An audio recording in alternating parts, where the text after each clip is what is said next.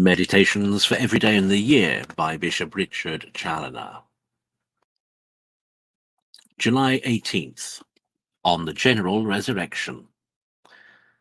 Consider first, that this world being now at an end, the archangel shall sound the last trumpet, and with a loud voice shall call for all the dead to arise, and to come to judgment. This voice shall at once be heard over all the universe, and presently obeyed.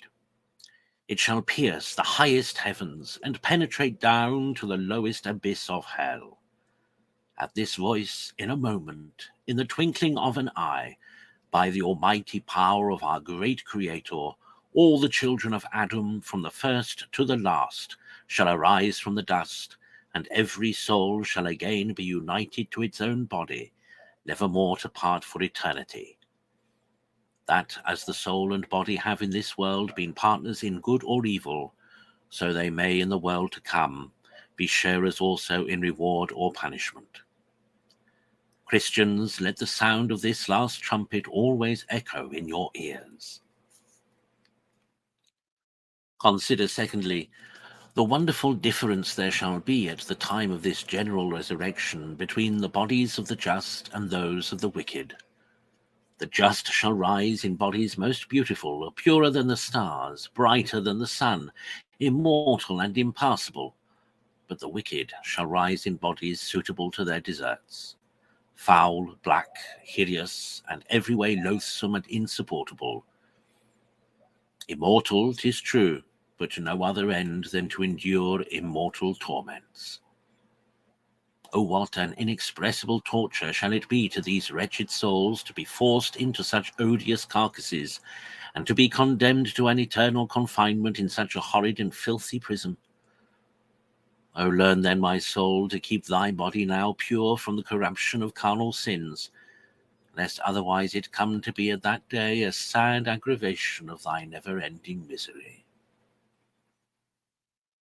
Consider, thirdly, with how much joy and delight the souls of the just shall be again united to their bodies, which they have so long desired, and with what affection they shall embrace those old companions and partners of all their labours, of all their sufferings and mortifications, and now designed to share with them in the glory of the heavenly Zion, and to give no small addition to their everlasting happiness.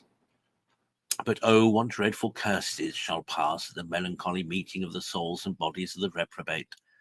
Accursed carrion, shall the soul say, was it to gratify thee and to indulge thy brutal inclinations that I have forfeited the immortal joys of heaven?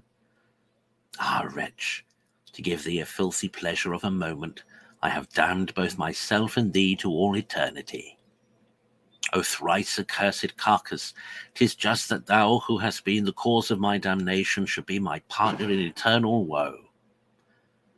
But oughtest not thou rather, O unhappy soul, to be 1,000 times over accused by thy body, since it was thy business, and it was in thy power to have subjected its passions and lusts to the rules of reason and religion, and thou didst rather choose, for the sake of a momentary delight, to enslave thyself to sensual inclinations, and so to purchase hell both for thyself and it.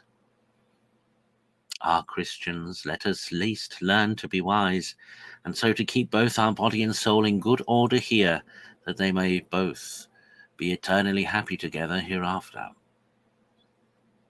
Conclude, to prevent the terrors that shall seize the wicked at the great summons of the last trumpet, which shall call the dead from their graves to go forth to meet the judge, by giving ear now to another summons of the great trumpet of the Holy Ghost, calling upon thee by the apostle, Ephesians 5:14. Rise, thou that sleepest, and arise from the dead.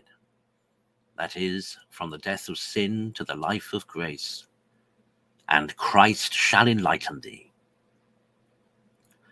Thus, by having part in the first resurrection, thou shalt provide in time against that great day, when time shall be no more. Thus thou shalt escape the second death.